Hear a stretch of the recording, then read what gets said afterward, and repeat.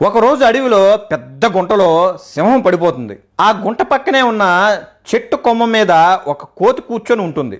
గోతులో పడిపోయిన సింహాన్ని చూసి ఎగతాళి చేయడం మొదలుపెట్టింది. సింహం ఏమి చేయలేదనే ధైర్యంతో, అబ్బో అడవి మొత్తానికి నువ్వే రాజు అని తెగ డబ్బాలు కొట్టుకుంటావు కదా, గుంటలోంచి బయటికి రాలేవా?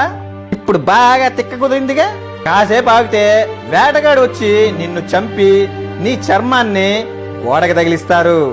ఇంకా నీ గోళ్ళు నీ పళ్ళు తీసేసి మెళ్ళో వేసుకుంటారు. నిన్ను చప్పరించుకుంటూ తినేస్తారు. కూర్చున్న కొమ్మ సడన్ గా విరిగి కోతి గుంటలో పడిపోతుంది.